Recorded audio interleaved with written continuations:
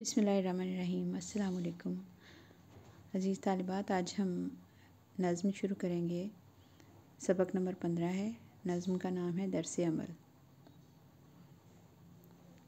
दर्स अमल मतलब इसका कि वो सबक जिस पर अमल किया जाए, जिस पर अमल करने से कोई फ़ायदा हो। ज़िंदगी में अगर हम देखें तो हमारे तमाम जो काम हैं वो इस चीज़ पे इनकी बुनियाद होनी चाहिए कि हम आपस में उससे हमें कोई फ़ायदा हो सके, हम दूसरों के लिए फ़ायदा मंद हो सकें, दूसरों को नुकसान ना पहुंचाएं, उनके लिए फ़ायदे के बायस बने। तो इत्तेहाद भी उन्हीं में से एक चीज़ है। अब ये सोचें और बताएं। अब सोचें थोड़ा सा कि इत्तेहाद के फ़ायदे क्या हो सकते हैं। फ़र्ज़ करें अगर हम आपस में मिलजुल कर मुत्तहिद होकर रहेंगे तो इससे क्या फ़ायदे होंगे। और नफाक इत्तेहाद ही का मुतज़ाद है, जिसका मतलब होता है आपस में तफ़रक़ाबाज़ी, आपस में मुत्तहिद ना होना, आपस के मेल जोल में इत्तेफाक ना होना।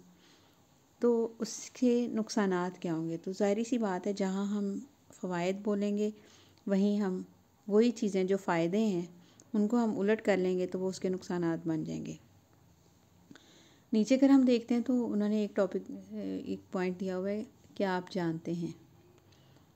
तो इससे साफ पता चलता है कि ये इत्तेफाक के जो फ़ायदे हैं वो उन्होंने लिखे हुए हैं कि मिलकर काम करने से काम जल्दी और आसानी से हो जाता है। अगर हम इसी को नफाक के नुकसान बनाएं तो फिर वो हो जाता है कि अगर मिलकर काम ना किया जाए तो वो मुश्किल से होता है।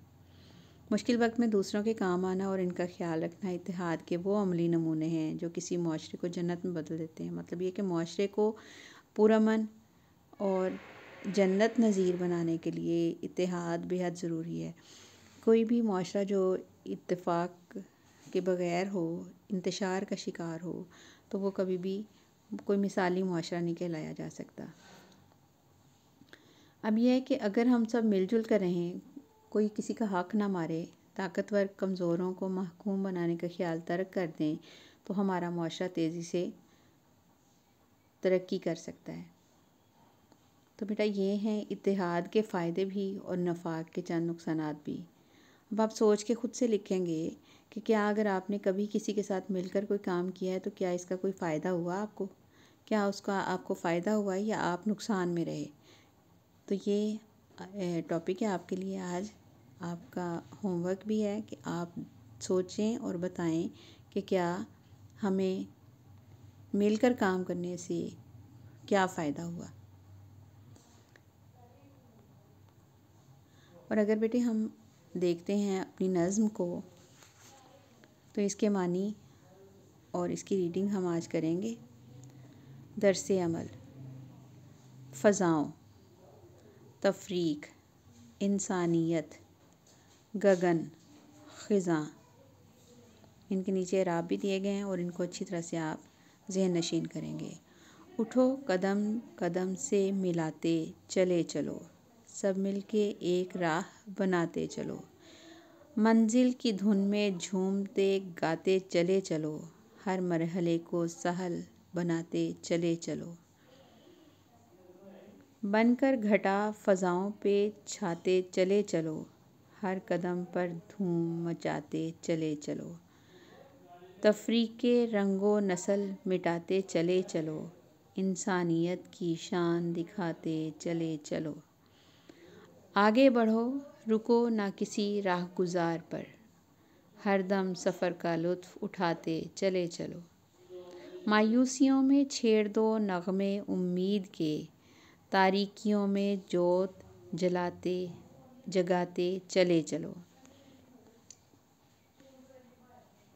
टूटे हुए दिलों को मोहब्बत से जोड़ दो, जौहर अमल के अपने दिखाते चले चलो, चमको गगन के तारों की सूरत ज़मीन पर, तुम आसमां ज़मीं को बनाते चले चलो, पतझड़ की रुत में फूल खिलाना कमाल है, पतझड़ की रुत में फूल खिलाते चले चलो, बदले ख़िज़ां नज़ीर شاعر کا نام ہے اور انہوں نے اس کو آخری شعر میں استعمال کیا ہے اپنا تخلص۔